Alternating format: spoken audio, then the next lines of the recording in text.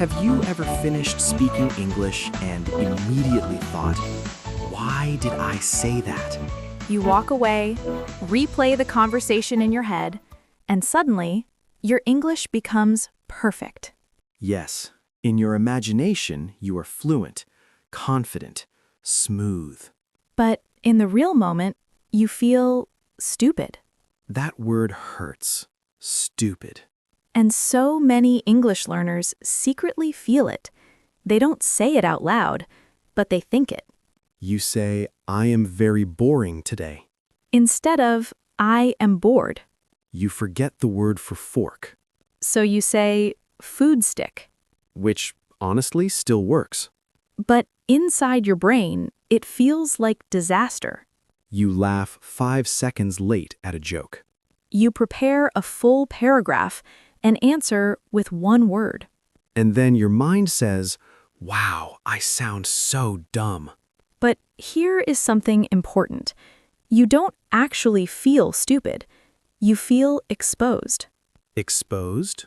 Yes, you feel like people can see your weakness, like your intelligence suddenly dropped. That's the scary part.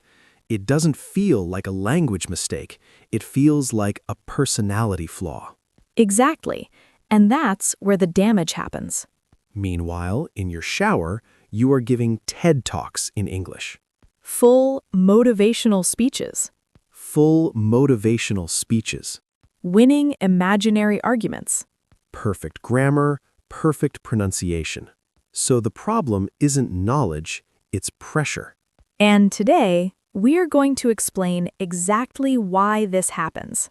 Because once you understand the reason, you stop blaming yourself.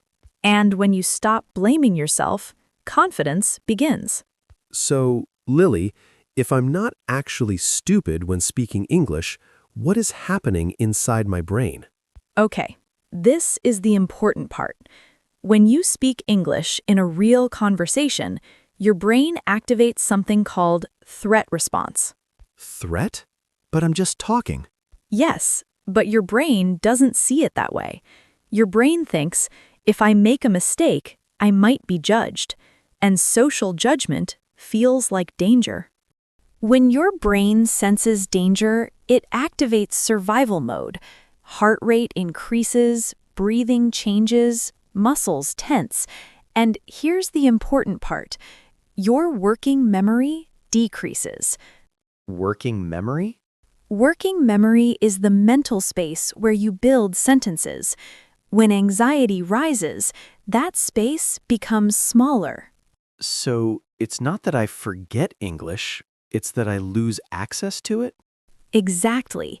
Your intelligence stays the same. Your access drops. So, when I feel stupid, I'm actually stressed. Yes, and stress makes you slower, not less intelligent. So, my brain isn't broken, it's just dramatic. Very dramatic, Oscar-level performance. There's another reason you feel stupid. It's called self-monitoring overload. That sounds complicated.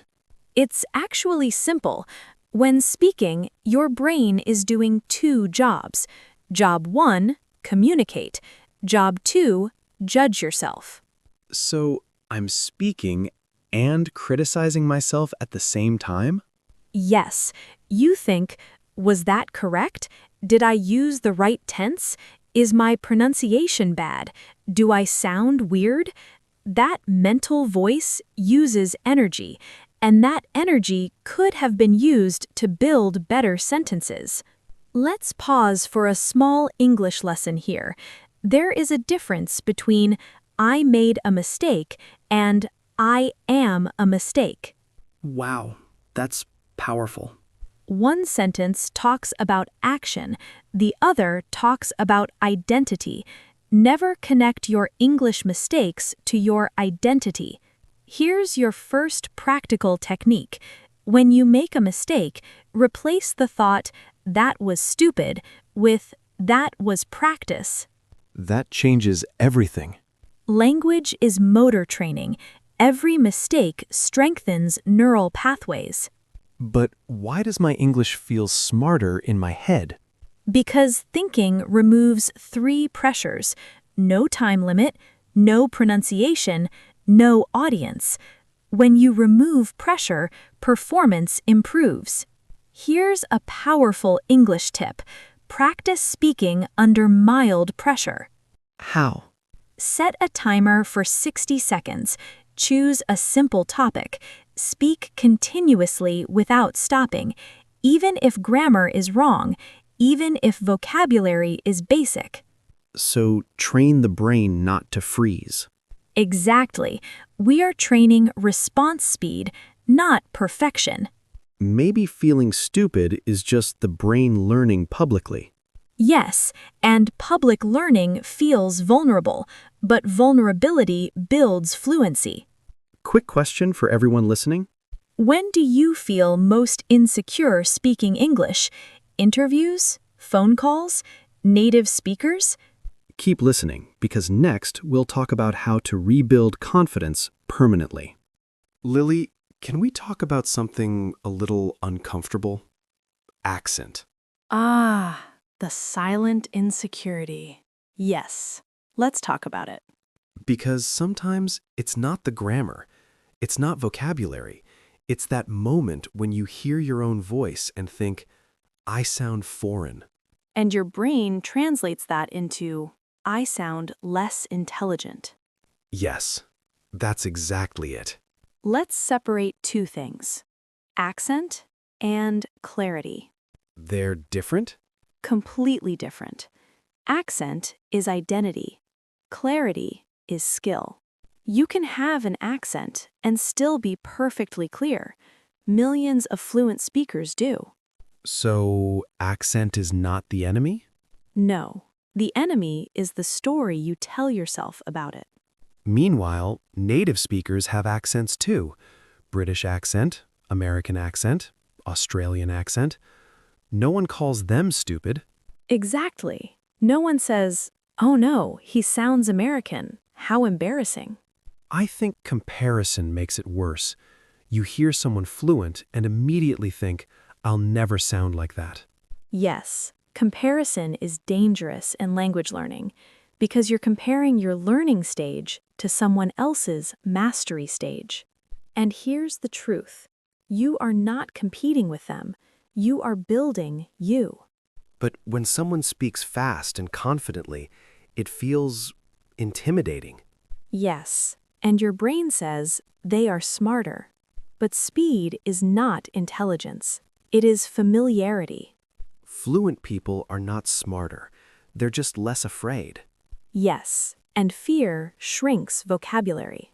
Okay, let's go deeper. If you want to stop feeling stupid, you must train three things. 3 things? First, tolerance for imperfection. Second, response speed. Third, emotional control. Every time you speak, your goal is not perfect grammar. Your goal is connection. Connection over correction. Practice answering simple questions instantly. For example, what did you eat today? Answer immediately. No thinking. I ate rice and vegetables. Good. Not perfect, but fluent. Before speaking, take one slow breath. Breathing resets survival mode. So confidence is physical too. Yes, body and language are connected. So basically, when I feel stupid, I just breathe and talk anyway? Exactly. Professional fluency strategy. You know, I think many listeners needed to hear this. Yes, because they've been blaming themselves instead of understanding the system. Maybe feeling stupid is just the brain adjusting to growth. Exactly. Growth feels uncomfortable, not stupid. Quick question for you listening right now. When do you feel most insecure speaking English? Is it interviews, phone calls, group conversations, native speakers? Keep that in your mind, because in the final part, we're going to give you a permanent mindset shift. You know what's interesting, Lily? Most people think fluent speakers never feel nervous. Oh, that is such a myth. Fluent speakers feel nervous all the time. Really? Even you? Of course. Let me tell you something embarrassing. Oh no. Story time. A few years ago, I was speaking at a small international event. Everything was fine until someone asked me a simple question. What was the question? They asked, "Can you elaborate on your previous point?" And my brain just stopped. Stopped? Like completely blank? Completely blank. I knew the words, I knew the idea, but my brain froze. What did you do? I smiled, took a breath, and said, "That's a great question. Let me think about how to explain it clearly." That sentence saved me. It gave my brain 5 seconds to recover. So, filler phrases aren't weakness, the strategy. Exactly. Here are 3 powerful filler phrases you can use. That's an interesting question. Let me think about that for a moment. How should I put this? How should I put this sounds so intelligent. It buys time and sounds natural. Native speakers use it constantly. Meanwhile, when I panic, I just say, for 10 seconds. Which is also a strategy, just not the best one. I think part of the problem is we expect ourselves to sound like native speakers. Yes, and that expectation is unrealistic. Let's be honest, you learned your native language for years, as a child, every single day. So, expecting perfection in a few years is kind of unfair. Not kind of, very unfair. Let's pause for vocabulary. Unrealistic means not reasonable or practical. Example, it's unrealistic to expect fluency in 3 months. I love that, because a lot of YouTube titles say speak fluently in 30 days. And that creates pressure. Pressure creates anxiety.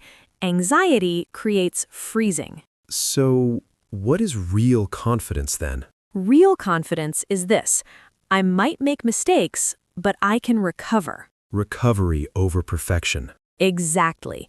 Fluent speakers are not perfect. They are comfortable recovering. You know what I used to do? If I made one mistake, I would stop speaking completely. Oh, yes, the silent shutdown. Very common. And then I would replay the mistake in my head for hours. That's called rumination. Rumination means overthinking something repeatedly. Instead of rumination, try reflection. Reflection asks, what can I improve next time? Rumination punishes, reflection improves. Exactly. And improvement builds confidence. You know, I feel like everything we're talking about comes down to identity. Yes, you don't need better English first. You need a better relationship with English. That sounds deep. It is. And in the final part, we're going to shift something permanent, not just skills, identity. So, if someone listening right now feels stupid when speaking English, Stay with us, because you are not stupid. You are growing. you said something powerful earlier. We don't need better English first. We need a better relationship with English. What does that actually mean? It means this. Right now, many listeners don't see themselves as English speakers. They see themselves as learners. Isn't that the same thing? No, it's completely different.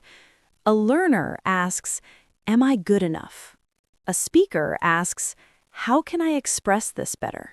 So, one identity is insecure, the other is improving. Exactly. Your brain behaves differently depending on identity. When you say, I'm bad at English, your brain searches for proof. When you say, I'm becoming confident in English, your brain searches for progress. So the sentence I repeat matters. Very much. Language shapes thinking. Thinking shapes behavior. Behavior shapes fluency. Here's something simple but powerful. Every morning, say out loud, I am an English speaker in progress. Not, I'm trying to learn. No. Identity first. Skill second. Okay, but what if I say that and then immediately forget vocabulary? Then you are an English speaker who temporarily forgot a word. Temporary memory failure, not identity failure. Exactly. Very professional excuse. Now it's time for the vocabulary tour, but today we go deeper. Threat response means your brain reacting to danger, even social danger. Example, my threat response activated during the interview. Working memory is the mental space used to build sentences. Stress reduces working memory. Example, when I'm calm, my working memory works better. Self-monitoring means judging yourself while performing. Example, too much self-monitoring makes me freeze. Rumination means replaying mistakes in your head repeatedly. Example, I used to ruminate after conversations. Reflection means calmly thinking about improvement. Example, I reflect instead of ruminate.